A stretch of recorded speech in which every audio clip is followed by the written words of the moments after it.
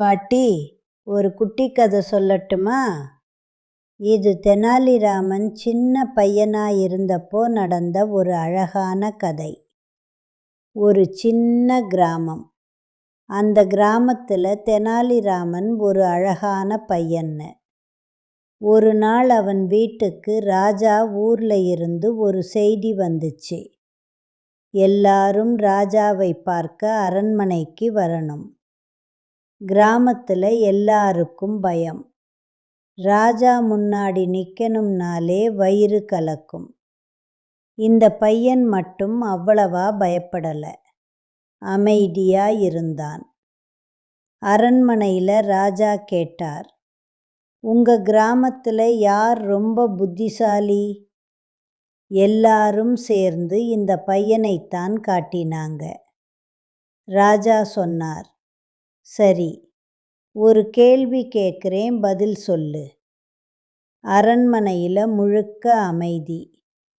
ராஜா கேட்டார், இந்த உலகத்துல ரொம்ப வேகமா போறது எது? எல்லாரும் யோசிச்சாங்க. யாருக்கும் பதில் வரல. இந்த பையன் கொஞ்சம் யோசிச்சான். அப்புறம் மெதுவா சொன்னான், ராஜா, நேரம்தான் ரொம்ப வேகமா போகுது. ராஜா கேட்டார், எப்படி? இந்த பையன் சொன்னான், நல்ல நேரம் கண்ணு இமைக்கிற நேரத்துல போயிடும். கெட்ட நேரம் வந்தா அதை நிறுத்த முடியாது. ராஜா சிரிச்சார்.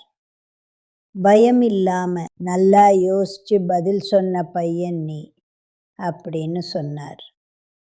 அந்த நாளிலிருந்து இந்த பையன் கிராமத்துல மட்டும் இல்லை, ராஜாவுக்கே பிடிச்ச பையனானான். பயம் வரும்போது பதற்றப்படாம கொஞ்சம் யோசிச்சா பதில் தானா வரும். இப்போ கண்ணு மூடு.